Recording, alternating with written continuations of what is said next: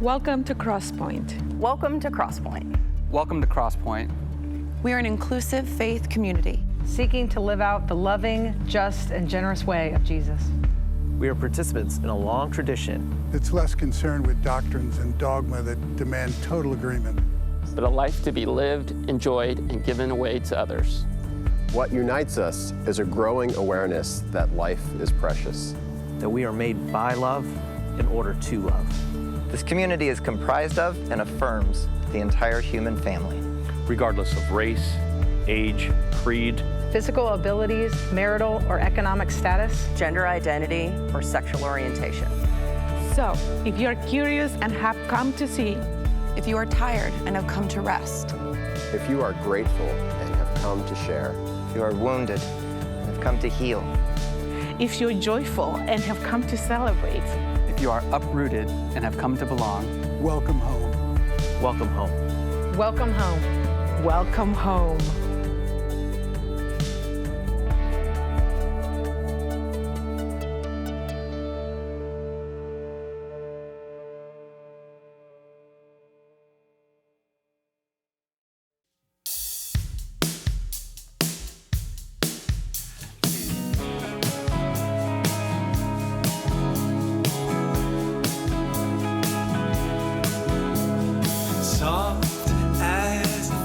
Of an angel breathing a lesson unheard.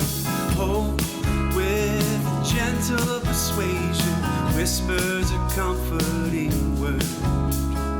Wait till the darkness is over. Wait till the tempest is done. Hope for the sunshine tomorrow after the shower is gone. After the shower is gone.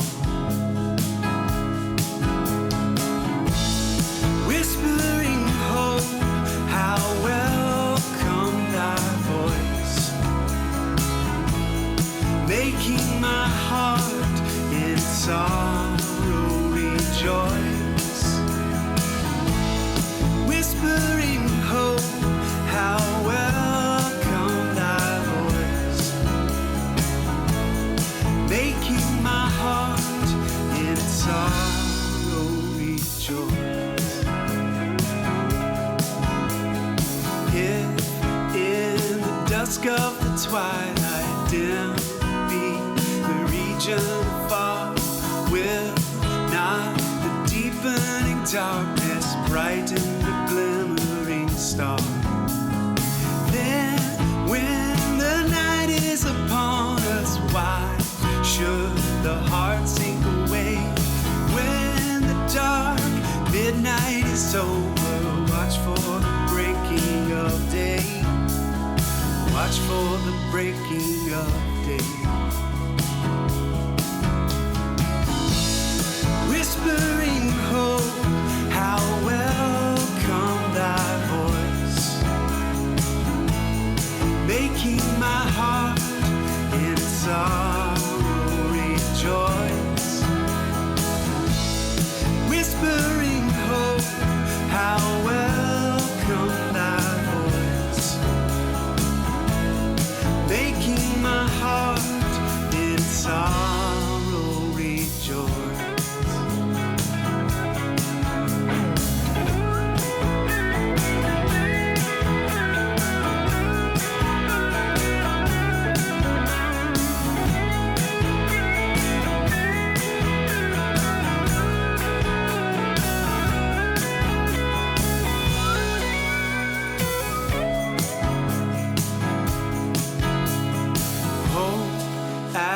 An anchor so steadfast rends the dark veil for the soul. Whither the master has entered, robbing the grave of its gold.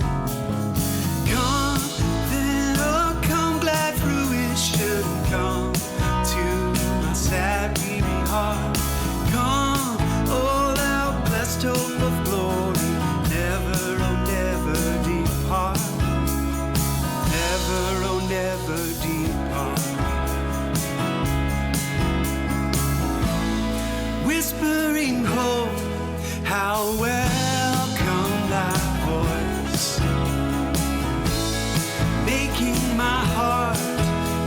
sorrow rejoice, whispering hope, how welcome thy voice, making my heart in sorrow rejoice,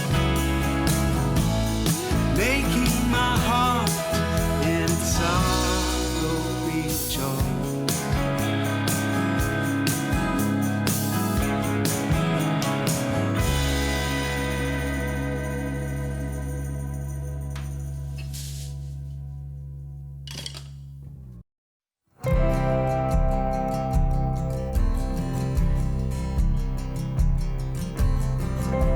You know, the larger church was silent throughout most of our history when there was slavery. There was a vocal minority that began to urge this kind of moral vision, this faith vision that rejected slavery, but the church was largely silent. The church was largely silent throughout most of the early 20th century when we had racial terrorism in this country, where thousands of people were being lynched. What? I didn't read about that in my history class. There were people lynched in America from the end of Reconstruction until World War II. Thousands of African Americans were pulled from their homes, sometimes pulled from churches. They were burned alive.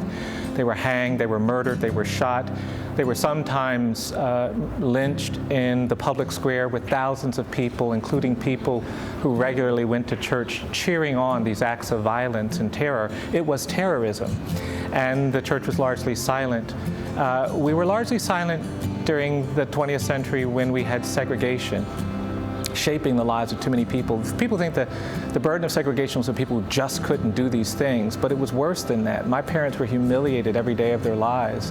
Those signs that said white and colored weren't directions, they were assaults. And we were silent. And then a courageous few began to speak against it. And we ended that. And we've been largely silent during this era of mass incarceration. The prison population has gone from 300,000 to 2.3 million. We have the highest rate of incarceration in the world, and we're not ashamed.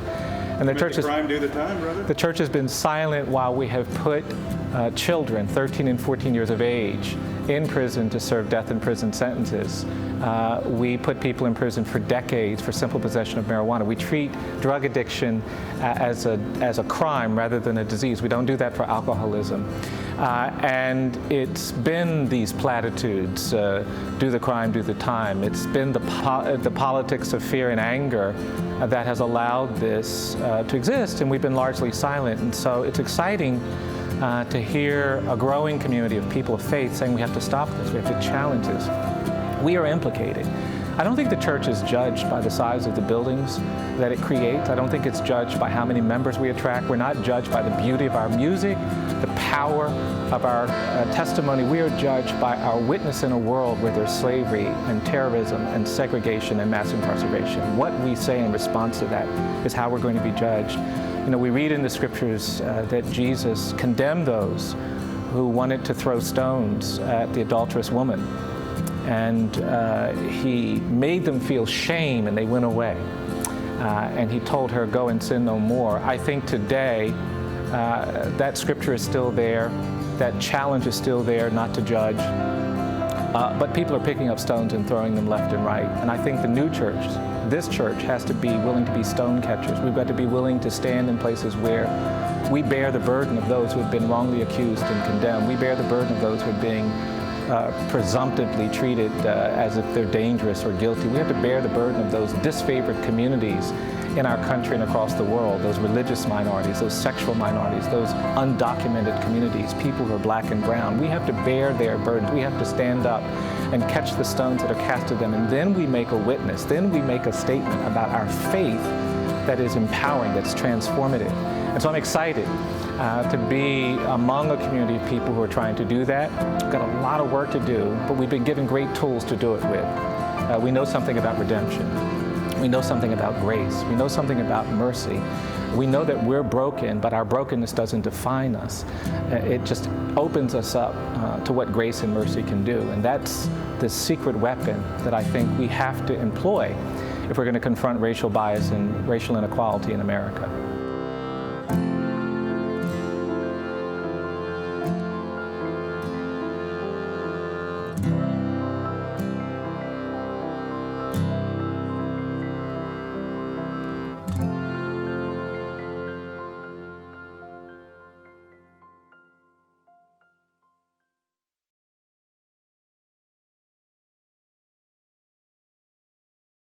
1, 2, 3. Who is welcome at the table of the Lord? All are welcome here. You are welcome here. Who belongs in the house of the Lord? All are welcome here. You are welcome here. All the hurting, hungry, tired and afraid. All the lonely, broken people with no place. We call you blessed child. You show us Christ's face. You are blessed child. You show us God's grace.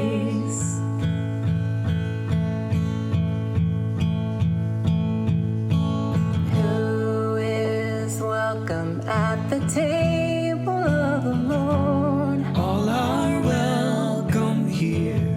You are welcome here. Who belongs in the house of the Lord? All are welcome here. You are welcome here. All the hurting, hungry, tired and afraid. All the lonely, broken people with no place. We call you blessed child. You show us Christ's face. You are blessed child. You show us God's grace.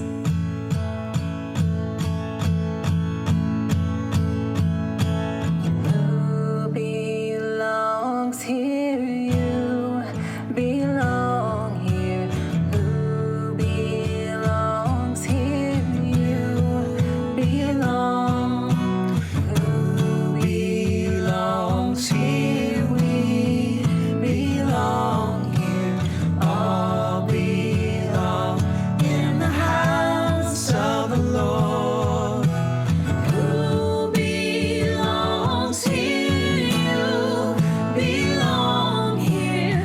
Who belongs here? You belong. Who belongs here? We belong here. All belong in the house of the Lord. All the hurting, hungry, tired and afraid. All the lonely, broken people with no place. We call you blessed child. You show us Christ's face. You are blessed child. You show us God's grace. You are blessed child. You show us Christ's face. You are blessed child. You show us God's grace. There are many ways we collaborate with each other to be the church we're called to be and to serve how we serve. And our contributing financially is one of the most important of those ways. If you want to help fund and sustain what we get to do together, go to crosspoint.org/contribute to see the many simple ways that you can do so. You can even text CrosspointNC to 77977 to receive a link to get started now. Thank you for your partnership in the work we do together.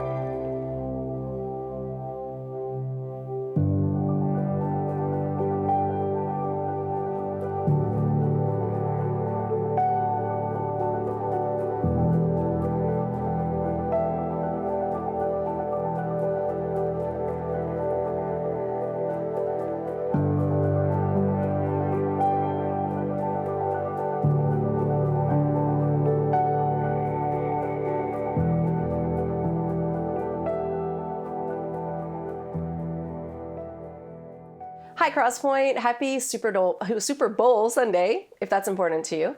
And just really quick, I have been under the weather this week. I have my tissues and my water, and I'm feeling much better, but I apologize for my scratchy throat. So don't feel bad for me. I'm doing okay. So there are two passages I want to focus on today. One is from the Hebrew Bible, or the Old Testament, from the book attributed to the prophet Isaiah and his followers. And it was written in ancient Hebrew sometime in the 8th century BCE. Then I want to touch briefly on another passage from a portion of a letter written in Greek by the early church leader Paul in the middle of the 1st century CE. So that means that our texts today are between 2,700 and almost 2,000 years old, respectively. And even though they occupy the same larger book that we call the Bible, the Hebrew text and the Greek text were written 9 centuries apart. And there are almost 20 centuries between Paul's letter and today. So probably needless to say, a lot of time has passed. Many people have lived and died. Nations have risen and fallen, and the very geography and geology of our earth has shifted. People couldn't read back then. Colts and coughs were considered devil possession. The Greeks had just begun adopting alphabetic writing. The ancient Hebrews were just starting to wear pants. Anyway, I share all that because sometimes I need reminding that when I read biblical passages, and most sacred text actually, I really have absolutely no concept of what life or the world was back when it was written. If we were to show up in their centuries, or they in ours, it would be as if an alien from deep space had come to dinner. The similarities are few. Because our culture, society, and languages are so different, we also have to remember that when we read these texts, we are reading someone's translation, someone's best understanding, and sometimes honestly contextual guess of the meaning of the ancient words. When we read them in English then, like today, we interpret them through our own modern lenses. We can't help but, because we have no concept of what they were going through. And yet, something keeps pulling us back to these ancient texts, as it has for so long. Something keeps us searching the lines for wisdom, filling in the blanks with our own contexts, seeking to find ourselves in the pages of the sacred. Perhaps this is because regardless of historical context, the underlying message still calls to us. It encourages us. It challenges us today. So when we listen to our texts in a few minutes, hold those two things in tension, that we're reading something from the very ancient past, and at the same time, we're searching for our own meaning in it. So we're going to read Isaiah 52. Awake, awake, or arise, arise, Zion. Clothe yourselves with splendor. Put on your garments of splendor. Jerusalem, the holy city, the uncircumcised and defiled will not enter you again. Shake off your dust. Rise up. Sit enthroned, O Jerusalem. Free yourselves from the chains on your neck, O captive daughter of Zion. For this is what the Lord says, you were sold for nothing, and without money you will be redeemed. How beautiful on the mountains are the feet of those who bring good news, who proclaim peace, who bring good tidings, who proclaim salvation, who say to Zion, your God reigns. Dust was a common thing in the lives of ancient Hebrews. The climate was arid and dry, and so it was pretty much physically everywhere. And the theme, or this metaphor of dust, was a familiar one. It shows up across various texts all throughout our scriptures. The Hebrew word for dust is similar to that of the word for ash. So the words are often used together or interchangeably, ashes and dust and ashes. Dust in this passage in Isaiah, this text, it represents the culmination of all of the tragedy that they had experienced, the loss of their country, the takeover by foreign kings, their exile, massive death, famine. All that the dust had left behind, it was humiliation and discouragement and grief and fear and defeat. These are feelings we can still relate to regardless of the historical context. Ancient mourners are commonly described as sitting in the dust and covering themselves with it and pouring ashes on their heads as symbols of lament or repentance, the sign of human frailty and despair, as an outward effort to make their outward situation mimic their inner selves. The writer of Genesis, chapter 3, way back at the beginning, wrote that eventually all living things will actually return to dust, which is where we get the familiar phrase sometimes used at funerals, ashes to ashes, dust to dust. Ashes and dust aren't something people typically welcome into their homes and lives, but they are apparently inevitable. But if we turn Isaiah's pages a bit, a few chapters later, the author writes that God actually fashions beautiful crowns made from ashes. Ashes were actually a common ingredient for early forms of soap. They were used for cleansing and restoring, not only just signs of destruction. And actually 7,000 pages earlier, we're told that the divine breathed into that same dust to create humanity. So perhaps dust isn't always so bad. It can be at least reused and recycled into something worthwhile. Crowns and soap and people. But in this passage, Isaiah said, shake off the dust.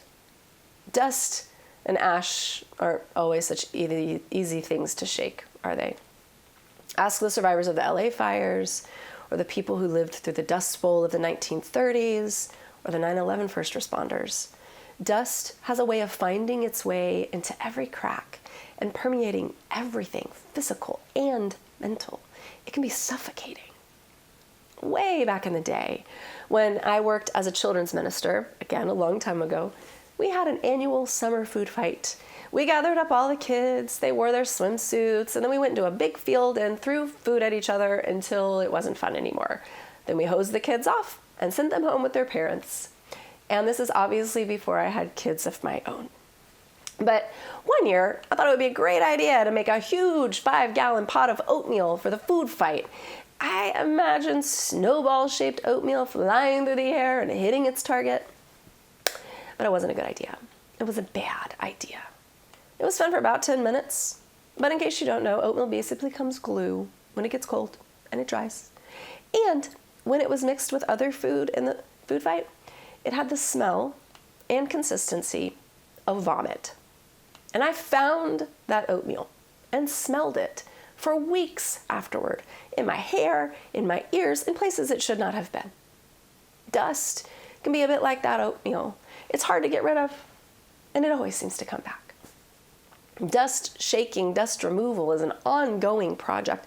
Actually, dust removal products alone are a multi-billion-dollar industry in the United States. It's not easy to shake. However, before the Israelites are told to shake off the dust, they're told to arise or awake. They were coming from a position of hurt and shame and grief and despair, and they had been mourners sitting in that dust of lament and hand-wringing. And it doesn't seem to be that this was because of a loss of people specifically, but a loss of what had been and what had been hoped for. They had lost power. Abuse of the vulnerable, them included, was rampant. Isaiah said it was now time to rise up, to shake off the dust, to sit enthroned while they took the chains of oppression off their necks. Arise, shake off the dust, sit enthroned, remove the chains. This is a tale as old as time, as long as there are people who have power and those who do not. Then, in verse 7, Isaiah says something a little bit peculiar to the now dust-free enthroned. He tells them to go on a journey, and he says, how beautiful are the feet of those who bring good news, who proclaim peace, who bring good tidings, who preach salvation, who shout from the mountaintops, God still reigns. How beautiful are the feet. Those nasty, calloused feet that have walked that dusty, rocky, unpaved path up the mountain, that have climbed over boulders and stubbed toes to get to the mountaintops. Those mountaintop feet had to be pretty dusty. All that underneath, all that dirt and dust and those unpedicured toenails was strength and resilience and perseverance. Those feet had a story to tell, and they are called beautiful. Because what they did after they rose up and they took off those chains and they shook off the dust was to walk up the mountain and get their feet dirty again. Not only did the people shake off the dust, they climbed a mountain and they shouted from the top to anyone who would listen that good was still in charge and available if only we would remember it. And I imagine the people still on the journey to the top of that mountain, hearing those shouts and being encouraged to take just one step more. You may remember I mentioned we were going to touch on another text. And it was written about 900 years after the Hebrew passage to the early church. So the historical context was definitely different from the Hebrew text, but dust was still prevalent. Jesus hadn't been gone that long. Church leaders were disagreeing about how to follow his teachings and how to set up the communities. Rome was run by authoritative autocrats who sought land and money and power and tried to squash anyone who got in their way. Life was hard. Eggs were expensive. The Christian organizer and leader Paul, he recognized this. He actually lived it. And he rallied the Jesus followers through letters and teachings. And in the midst of everything going on, Paul told them this: "Let us not become weary in doing good, for at the proper time we will reap a harvest if we do not give up. Therefore, as we have the opportunity, let us do good to all people, especially to those who belong to the family of believers." I mean, honestly, how dare he? They were already doing good. Don't become weary. They'd been doing good for a long time. And to do good to all people? What if I don't want to? In fact, it's maybe fairer if I don't. But Paul did understand. He too had been weary and dusty. He understood hate and its ramifications because he'd participated in both sides of it. He had experienced it firsthand as one who had been both the oppressor and one who had been oppressed. He understood fear and scarcity. He understood sitting in the dust and all that dust leaves behind and how hard it is to shake it. He understood that shaking off dust is sometimes an ongoing thing, sifting through all that stuff that gets thrown our way. All that's left after the fire is put out, it can become exhausting.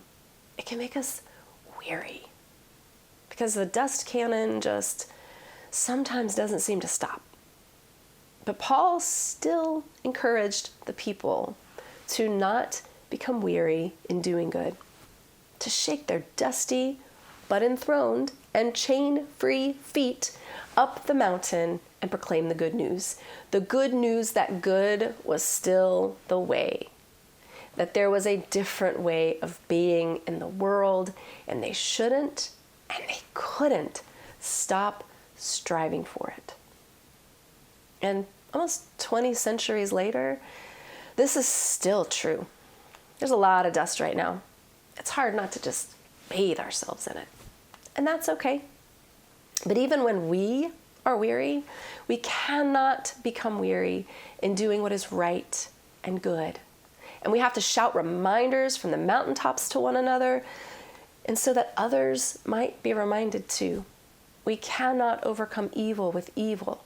We cannot sacrifice our character and our humanity and beliefs and our very souls by stooping to repay evil with evil or by repaying an eye for an eye.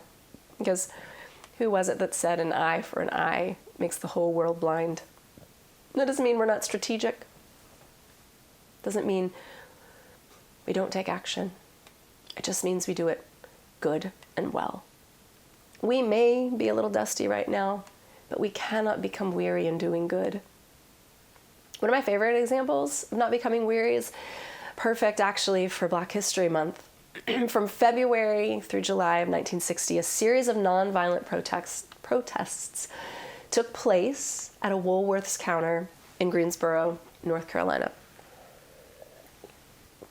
There were 4 Black students, and they were later referred to as the Greensboro Four, who attended North Carolina A&T together.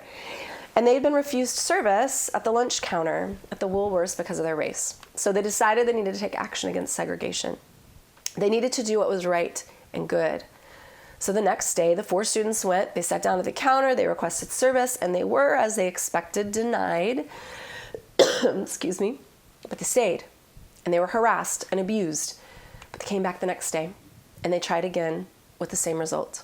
And people told them they would eventually weary of coming back every day, and that they would ultimately give up, and that their efforts and themselves, they would be forgotten. But the next day, 20 Black students showed up to join them. And the next day, there were 60. And on the 4th day, there were more than 300 people, Black and white, over 1/3 of whom were female, who came to fill the seats of the 66-seat lunch counter. On February 5th, the group was met by white counter-protesters who filled 50 of the seats, and tensions were high. But on February 6th, 6 days after the nonviolent protests began, 6 days, more than 1,000 protesters and counter-protesters filled the store and spilled out into the streets. This is long before social media could get the word out. The main Woolworths company actually put out a statement that their stores would abide by local custom when it came to segregation policies, meaning that they weren't changing their minds about not serving non-white customers. Excuse me. But by that time, news agencies had picked up the story, and lunch counter protests had spread across the country, including in Durham, in Wake Forest, and even in Raleigh.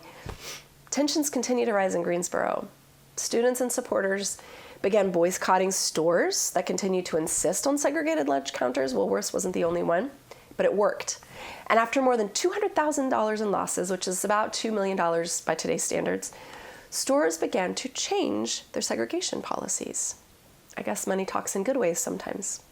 And then, on July 25th, 1960, after almost 6 months of sit-ins and boycotts and protests, the Woolworths store manager quietly asked 4 of his female Black employees to change into street clothes, to sit at the lunch counter, and to be served. And that ended the segregated lunch counter policy in the store. They had not become weary in doing good. The Greensboro sit-ins were not the first nor the only sit-ins in the country, but they were a catalyst for the over 70,000 people that participated across the country. For 6 months, 4 young men continued to shake the dust of abuse and harassment of that lunch counter and to return over and over again until good and right prevailed. And I don't pretend to understand what they experienced, nor do I think that was easy dust to shake off over and over again. I imagine it was suffocating, but they refused to give into the temptation of retaliation or to fall into the trap of violence. They did not grow weary in doing good, and it changed things. 4 years later, the Federal Civil Rights Act was passed that made segregated public spaces illegal. And of course, their protest wasn't the only thing that did it, but it was a big part. And just a small plug, the Woolworths store where the sit-ins took place is now part of the International Civil Rights Museum in Greensboro. You can go and see it, and there's 4 of the original 66 seats there. If you'd like to visit the museum with others in our Crosspointe community, Crosspointe's going to be taking a day trip together, kind of a pilgrimage there, and you're invited to come with us. More info will come as we get closer to the date, and you can sign up. So, you know, there's been a lot of dust flying around lately. Every time we turn around, there's another vulnerable population that's being written off, excluded, denied. Another person has lost their job unfairly. Another right's been squashed. There is so much dust that we can almost become numb to it. People are scared. It has at times seemed suffocating. It is, like always, and like it always has been, hard to shake. Many of us are waiting for the dust just to settle before we can take a look at what's left. And if you're one of the people directly affected by the turmoil personally, by the orders and everything that is targeting you, please know that sitting in the dust of shock and lament and anger is a perfectly acceptable response. Sit in the dust as long as you'd like. You can shake it off when you're ready. It's not our call to tell you when to shake the dust off. You get to decide that for yourself. But for some of us, it's time to rise up and shake off the dust and remember what it means to do good and then not allow one another to become weary doing it.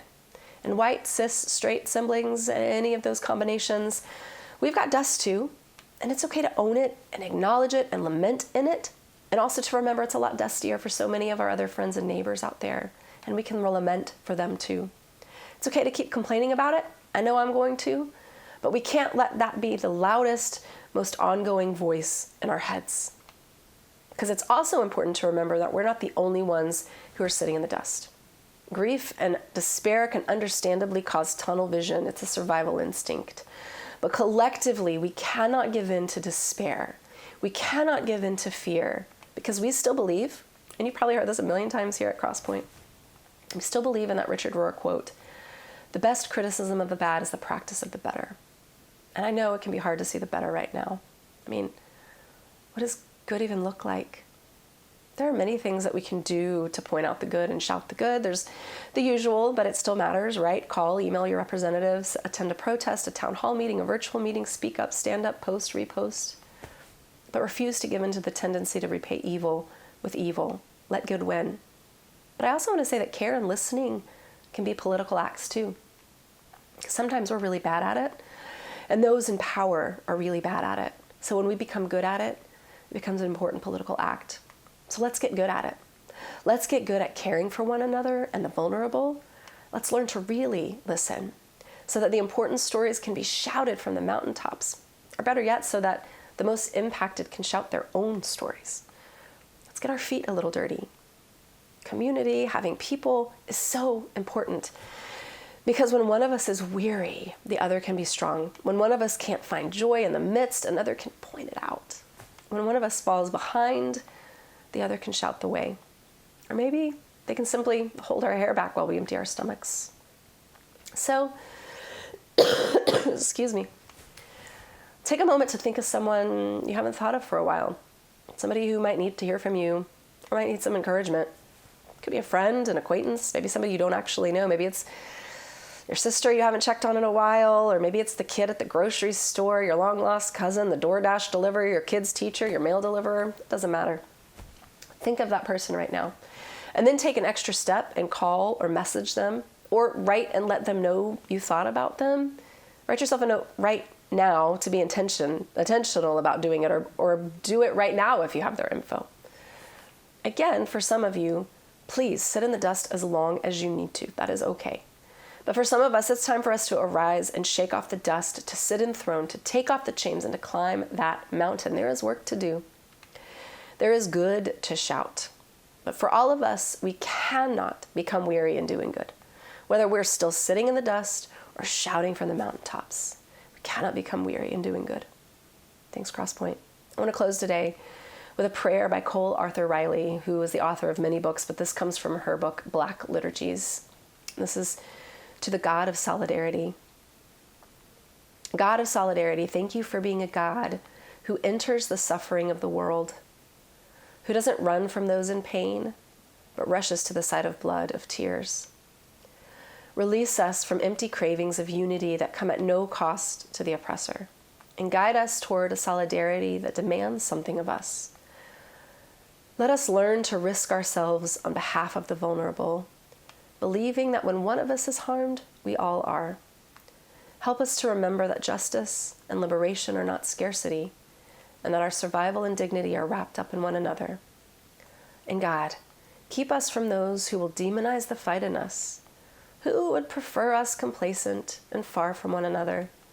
Secure in us the courage to stand, knowing together we will restore what the world has tried to suffocate in us.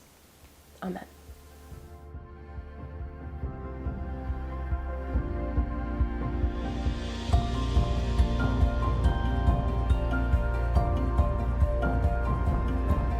If you would like to know more or get connected to Crosspointe, go to crosspoint.org. If you're in need of care or assistance, go to crosspoint.org/care. And welcome home.